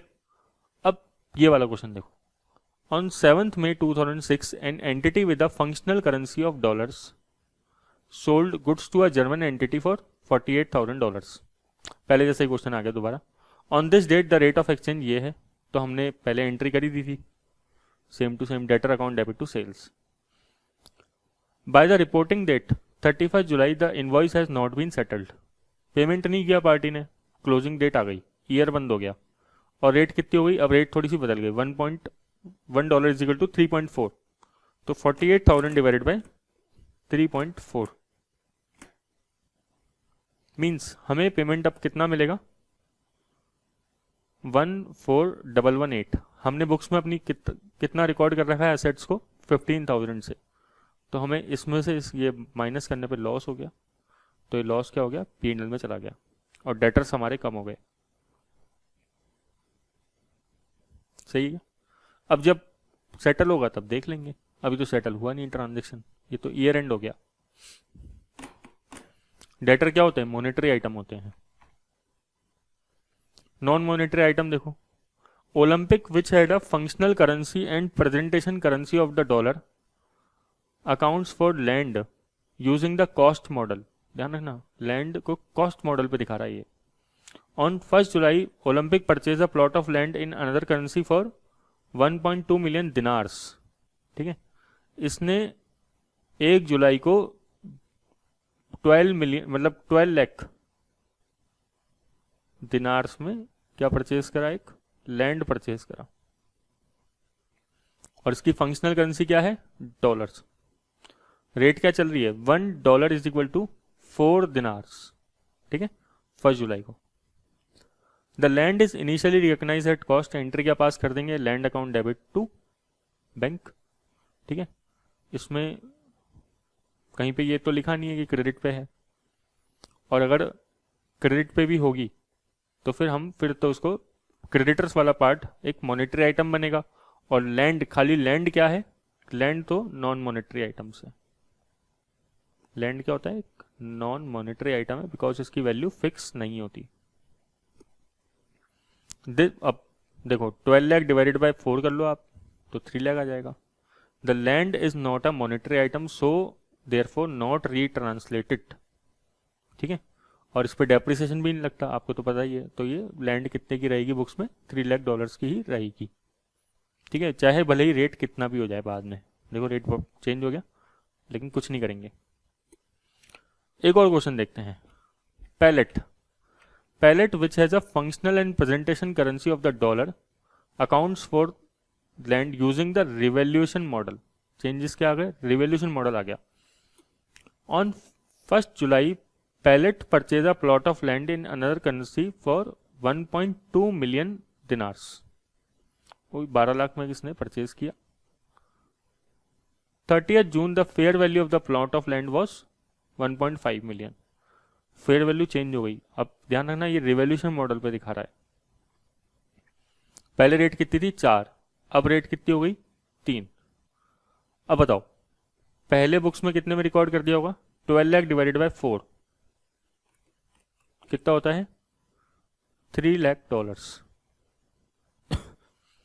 अब आपको जब रिवैल्यू करनी है तो पूरे के हिसाब से करेंगे, ध्यान रखना है ना। 15 लाख डिवाइडेड बाय कितना? 3, कितना होता है? 5 लाख। ठीक है, हम बोलेंगे कि प्लॉट कितने का है? 15 लाख का है पूरा का पूरा, और पूरी वैल्यू अब कितनी हो गई? $3 के हिसाब से हो गई, मतलब $1 में 3 दिनार्स के हिसाब से हो गया। तो कितना आ गया ये? 2 लाख का जो डिफरेंस आया, कहाँ जाएगा बताओ? OCI में जाएगा। ठीक है, और ये अब ये डिफरेंस किसके अकॉर्डिंग आया है? ये डिफरेंस IAS 16 के अकॉर्डिंग आया है, और ये जाएगा रिवॉल्यूशन रिजर्व में। लैंड पे डेप्रिसिएशन तो लगता ही नहीं, आपको पता ही है। ठीक है, तो ये 2 लाख का जो गेन है वो रिवॉल्यूशन गेन है, वो OCI में जाएगा। ठीक है, अदर कंपोनेंट ऑफ इक्विटी में। अच्छा, एक और क्वेश्चन ट्राई करते हैं। ये क्वेश्चन भी ठीक ठाक है, मतलब इसमें देखो SBR के अंदर क्या है, डायरेक्टली बाद में डायरेक्ट क्वेश्चन है। फर्स्ट वाला जो क्वेश्चन था ना वो अच्छा था, जिसमें फंक्शनल करेंसी फाइंड करनी थी। An entity Butler has a reporting date of 31 December and a functional currency of dollars. ठीक है, on 27 November Butler PLC purchase goods from Swedish supplier of SWK 3,24,000। Company एक बटलर नाम से, वो उसके पास मान लो आप US में होगी वो। ठीक है, तो उसकी फंक्शनल करेंसी क्या है? डॉलर से, और वो स्वीडन से भी कुछ गुड्स परचेज कर रही है। कितने के? 3,24,000 स्वीडन करेंसी के हिसाब से। और $1 की रेट कितनी है? 11.15 ये है 27 नवंबर को। ठीक है, देखो 19 दिसंबर को तो इसने पे कर ही दिया, पेमेंट ही कर दिया, पूरा का पूरा ही कर दिया। तो बस ये सेटलमेंट हो गया एक तरीके से, ये सेटलमेंट डेट है। और ये कौन सी डेट है?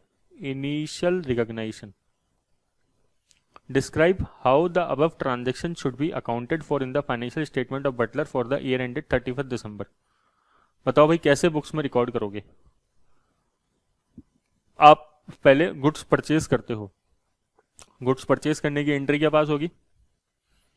परचेजेस अकाउंट डेबिट टू जो स्वीडन सप्लायर है वो। तो हम सिंपली बुक्स में सप्लायर का नाम लिख देते हैं, सप्लायर ओनली। ठीक है, और 3,24,000 डिवाइडेड बाय 11.15, ये आएगा 29,058।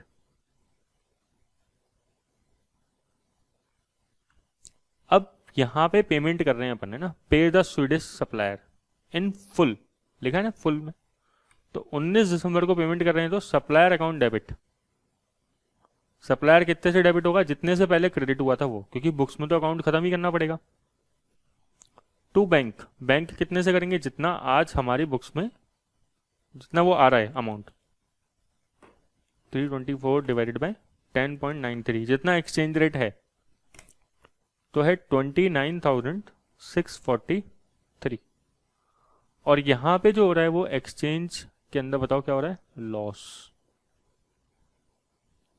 ये P&L में जाएगा, मतलब हमें एक तरीके से 585 का ज्यादा पेमेंट करना पड़ गया। ठीक है, सिंपल क्वेश्चन है। देखो ये रहा, इसको हम P&L में रिकॉर्ड कर देंगे। नेक्स्ट देखो, an entity Waiter has reporting date of 31 December and the dollar as its functional currency. Waiter borrow in the foreign currency in of the krona, krona में इसने बोरो किया। The loan of 1,20,000 krona was taken out on 1 January 2007। A repayment of 40,000 was made on 1 March 2007। अच्छा question है ना, सही question है ये वाला। अब इसने देखो 1 जनवरी को लोन लिया, कितना लोन लिया? 1,20,000 क्राम। ठीक है, और अब की बार ध्यान से देखना, देखो 1 ग्राम की वैल्यू दे रखी है $2। ठीक है, तो ये मल्टीप्लाई होगा, वो आपको पता ही होगा नॉर्मल चीज़। ग्राम है तो डायरेक्टली मल्टीप्लाई कर देंगे। 1,20,000 इंटू 2 कितना होता है 240। तो entry bank account debit to loan $2,40,000। चलो अभी क्या बोल रहे हैं, repayment of 40,000 was made on 1 March. 1 मार्च को इसने रीपेमेंट कर दिया, तो loan account debit to bank. इसके लिए एक बीच में ना हल्की सी जगह छोड़ दे करो आप, है ना, पहले ऐसे लिख दे करो लोन अकाउंट डेबिट, बीच में थोड़ी सी जगह छोड़ दो, टू बैंक लिखो, क्योंकि गेन भी हो सकता है लॉस भी हो सकता है, ठीक है। अच्छा टू बैंक में कितना लिखोगे 40,000 इंटू 3।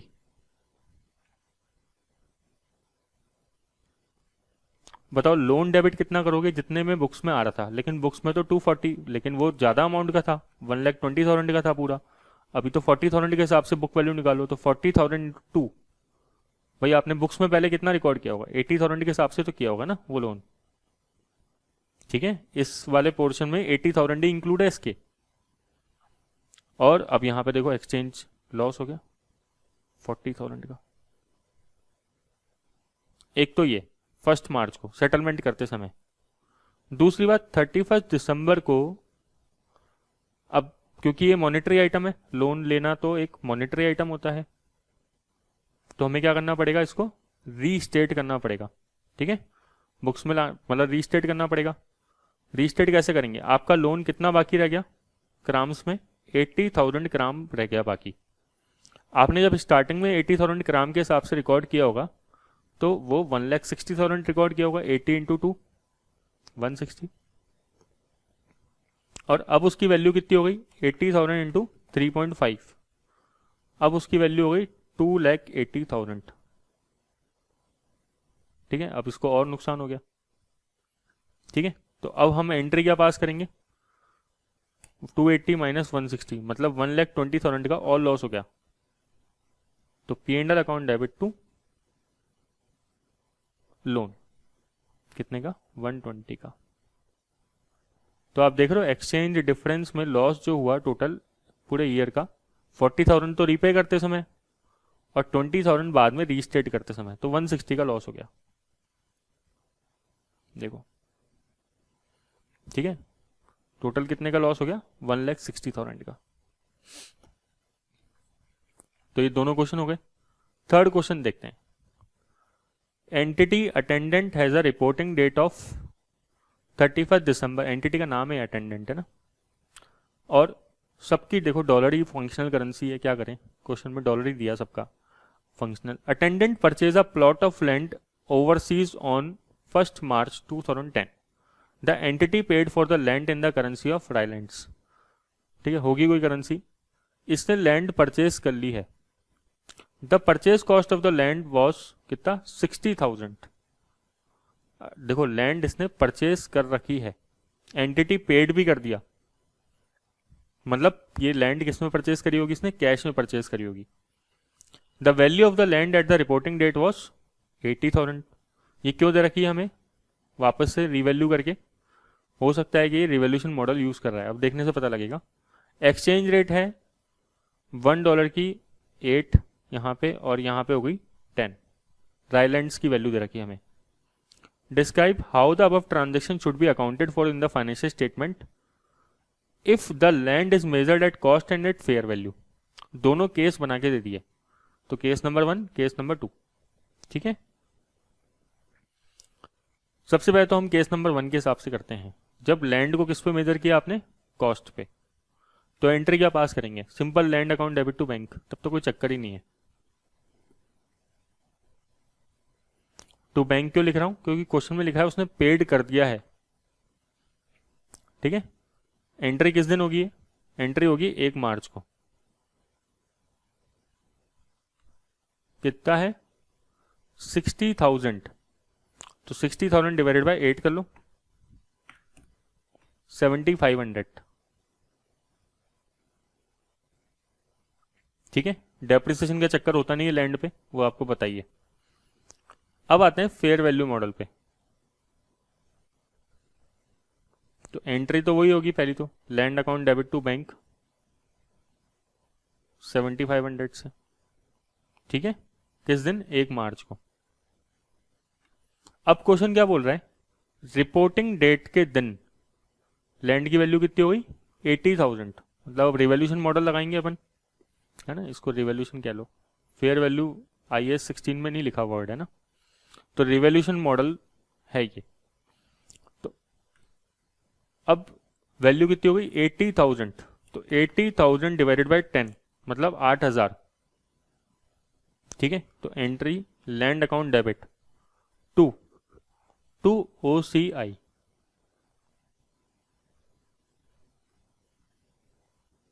ठीक है, ये एंट्री होगी।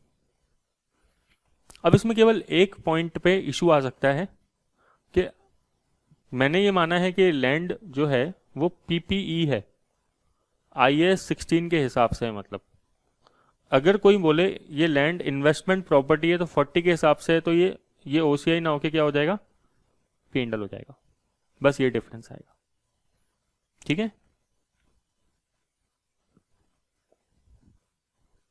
इन्होंने यहाँ पे देखो, the carrying amount of land must be increase by 500, ठीक है। और इसमें बोल ही रखा है land is not a monetary item, अपन को पता ही है, तो ये ट्रांसलेट नहीं करेंगे अगर वो कॉस्ट पे है तो, लेकिन फेयर वैल्यू पे है तो, मतलब इसने दोनों केस, ये केस नंबर 1 हो गया, ये केस नंबर 2 हो गया, ठीक है। ये क्वेश्चन और देखते हैं जरा, ये क्या कह रहा है, highlight is an entity whose functional currency is the dollar and has annual reporting date of 31 December. Highlight की करेंसी क्या है, dollars. On 1 July highlight purchase an item of PPE on credit for 4 lakh dinar, होगा DN करके लिख रखा है, ठीक है, वैसे आपको उससे कोई मतलब नहीं है, कुछ भी हो। On 1 November highlight made a payment of 1,80,000 to the supplier, the balance of the invoice remain outstanding. Highlight as a policy of applying historical cost accounting, देखो क्या है historical cost, and depreciating plant and equipment at the rate of 20% per annum, ठीक है। The item of the plant and equipment is not expected to have any residual value at the end of the useful life. बोल रहा है कि scrap value इसकी 0 है, अच्छी बात है भाई। रेलेवेंट एक्सचेंज रेट क्या है, 1 जुलाई, 1 नवंबर, 1 दिसंबर और 31 दिसंबर, चारों की तरक्की है। Prepare the relevant extract from highlight financial statement for the year ended 31 दिसंबर। इसका ईयर कब एंड हो रहा है, 31 दिसंबर। आपने देखा इसने प्लांट का परचेज किया है 1 जुलाई, बताओ ये क्या काम आएगा, यहां से यहां तक की डेट, डेप्रिसिएशन 6 मंथ्स का निकलेगा। इन चीज़ों पे ध्यान रखे करो ना, कई बार स्टूडेंट मैंने देखा मिस कर जाते हैं। आपको बोल रहा है अब इलस्ट्रेट करो the impact of the above transaction, तो कर देंगे, सिंपल क्वेश्चन है, ऐसे कोई दिक्कत नहीं है। देखो सबसे पहले एंट्री क्या पास होगी, आपने आइटम ऑफ परचेज किया है ना, प्लांट एंड इक्विपमेंट परचेज किया, तो फर्स्ट एंट्री होगी 1 जुलाई को। जनरल एंट्री से चलना चाहिए, थोड़ा सा इजी रहेगा आपको समझने में भी, और एग्जाम में क्या है जनरल एंट्री कभी पूछता भी है तो आपको बेस क्लियर होना चाहिए एंट्रीज का। कई लोगों का बेस बहुत ही ज्यादा हिला हुआ था जनरल एंट्री को लेके। PPE account debit to creditors, तो 4 लाख डिवाइडेड बाय 10 कितना होता है, $40,000, ठीक है भाई। वो $1 के अंदर रेट दे रखी है अपन को, ये हो गई पहली एंट्री। सेकंड एंट्री, आपने 180 का पेमेंट कर दिया 1 नवंबर को, creditors account debit to bank, तो पहले तो टू बैंक वाला कर दो, 1,80,000 डिवाइडेड बाय, देखो 1 नवंबर पे क्या एक्सचेंज रेट है, 1 नवंबर पे 7.2, तो 180 डिवाइडेड बाय 7.2 मीन्स 25,000, ये डिवाइड का साइन है ना, और यहाँ पे 180 डिवाइडेड बाय 10, 10 क्यों, ऊपर तो हमने बुक्स में कितने में रिकॉर्ड किया होगा उसको, 10 में रिकॉर्ड किया क्रेडिटर्स को, ठीक है, तो कितना आ गया 18,000, फिर नुकसान हो गया, नुकसान ही नुकसान कराया जा रहा है ये। तो ये एक्सचेंज डिफरेंस नाम से आ जाएगा, ऑपरेटिंग आइटम है, ठीक है ना, इसको ऑपरेटिंग एक्सपेंस नाम से आप दिखा सकते हो हेडिंग के अंदर जब एसपीएल बनाओगे, स्टेटमेंट ऑफ P&L।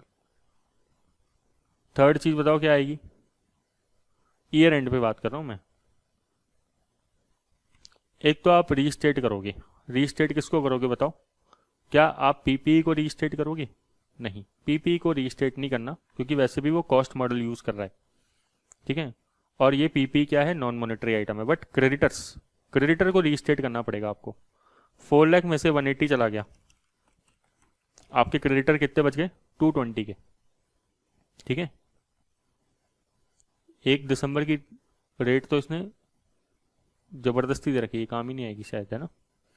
तो 220 है, तो 220 डिवाइडेड बाय आप क्या करेंगे, 8 से करेंगे।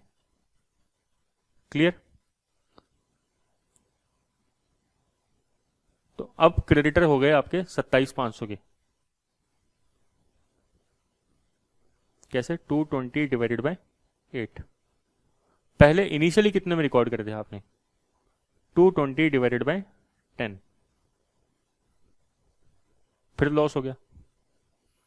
कितने का लॉस हो गया बताओ, 5500 का लॉस हो गया। तो P&L account debit to creditors, loss debit कर दो, लाइबिलिटी बढ़ गई तो क्रेडिट कर दो, सिंपल रूल है। अब क्या लगा देंगे और इस पे बताओ, और क्या बच गया, डेप्रीसिएशन, सेम एंट्री सेम दिन को, मतलब सेम डेट को, डेप्रीसिएशन टू पीपीई कितने पे, 40,000 डिवाइडेड बाय लाइफ कितनी है, लाइफ नहीं दे रखी अपन को, रेट दे रखी 20% पर एनम है। तो अपन क्या करेंगे, 20% तो पूरे साल का हो गया, हाफ करा तो आधा हो गया, कितना आ गया, 4,000, ठीक है। तो जब आप P&L बनाओगे तो P&L में आ जाएगा एक्सचेंज लॉस, कितना आ जाएगा टोटल एक्सचेंज लॉस बताओ, एक तो 7,000 और एक 5500, तो एक्सचेंज लॉस हो गया कितना टोटल आपके पास, 12,500 का। ये मैं अलग से क्यों लिख रहा हूं, क्योंकि इसमें एक्सट्रैक्ट मांगे थे, ठीक है, तो आपको P&L वगैरह बना के दिखाना पड़ेगा। तो उसमें ये लिखेंगे एक्सचेंज लॉस, और क्या लिखोगे, और लिख देना depreciation. Depreciation cost of sales की हेडिंग में आएगा और ये ऑपरेटिंग कॉस्ट की हेडिंग में आ जाएगा एक्सचेंज लॉस। बैलेंस शीट बना लोगे, बैलेंस शीट के अंदर क्रेडिटर लिख लोगे, ठीक है। क्रेडिटर कितने के लिखोगे आप बताओ, 27,500 के लिख दोगे जो क्लोजिंग चल रहे हैं, और पीपीई लिख दोगे एसेट्स में। पीपीई कितने की लिखोगे, 40,000 माइनस 4,000, 36,000 की। बैंक का बैलेंस कभी भी मत लिखना, क्योंकि बैंक ओपनिंग तो दे नहीं रखा अपन को, है ना, तो बैंक नहीं लिखते कभी भी। तो देखो, तो ये आपका पीपीई आ गया 36 का, और लाइबिलिटीज आ गई 27,500 की, क्रेडिटर्स मतलब करंट लाइबिलिटी, और यहाँ पे देखो कॉस्ट ऑफ सेल्स और ऑपरेटिंग एक्सपेंसेस, ठीक है, 4,000 और 12,500 के।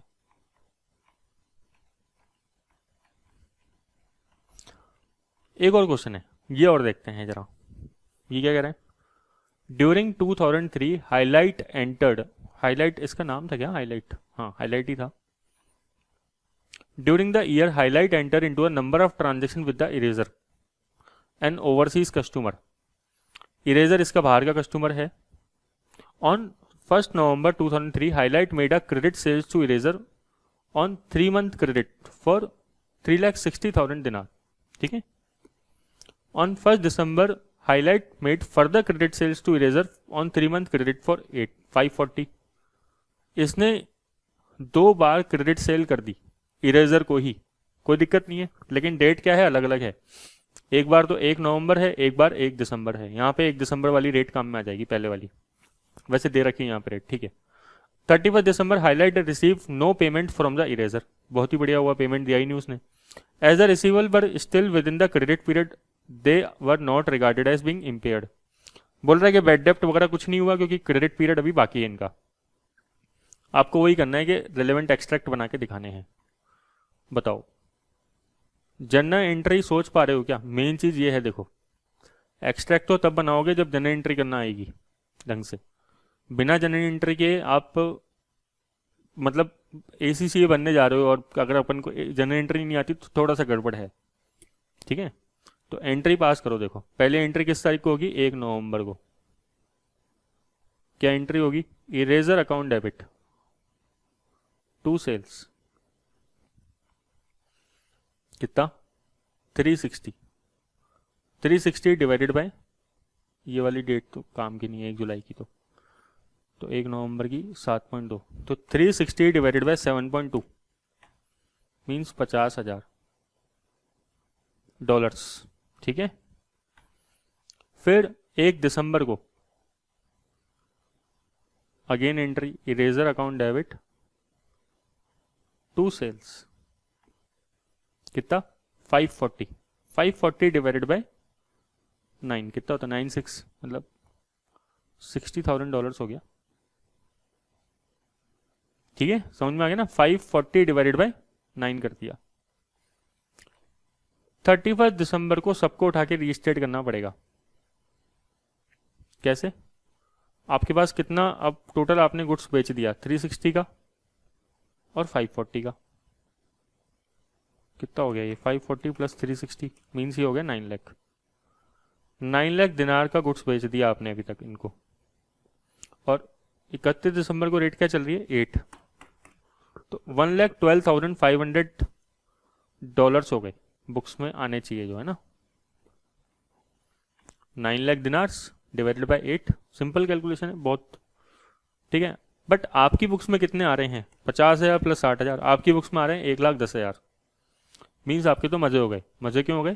क्योंकि अब आपको इरेजर से थोड़े से ज़्यादा पैसे लेने हैं, तो eraser account debit to exchange gain, ठीक है। और ये आ जाएगा 2500 से, बस। अब रिलेवेंट एक्सट्रैक्ट में क्या दिखाओगे? जब P&L बनाओगे तो सेल्स लिखोगे। सेल्स मतलब रेवेन्यू फ्रॉम ऑपरेशंस लिखोगे। तो सेल्स कितनी हो जाएगी? 1,10,000 की, ठीक है। और ये गेन हो जाएगा, ऑपरेटिंग गेन कितना? 2500 से। जब बैलेंस शीट बनाओगे तो इरेजर का बैलेंस लिखोगे। इरेजर का बैलेंस कितना आ जाएगा बैलेंस शीट में? 1,12,500, बस सिंपल है। ये देखो इरेजर का बैलेंस डेटर्स में आ गया और ये दोनों यहाँ पे आ गया, ठीक है। तो ये स्टैंडर्ड कैसा है? बिल्कुल सिंपल है। मैंने स्टार्टिंग में इसके अंदर आपको बताया कि मेन थ्योरी पार्ट करीबन 50 मिनट हमें थ्योरी डिस्कस करने में लग गया कि टॉपिक क्या क्या है इसके। बाकी बाद में हमने आधा घंटे के आसपास, 40 मिनट के आसपास क्वेश्चंस डिस्कस किए लास्ट में, ठीक है। क्वेश्चन करना भी ज़रूरी था, क्या करें। कंसोलिडेशन वाला पार्ट जो है कंसोलिडेशन में डिस्कस करेंगे फॉरन, जब सब्सिडरी वाला टॉपिक आएगा तब से, ठीक है। तब तक रिवाइज करिए इस टॉपिक को, फिर हम नेक्स्ट क्लास में डिस्कस करते हैं।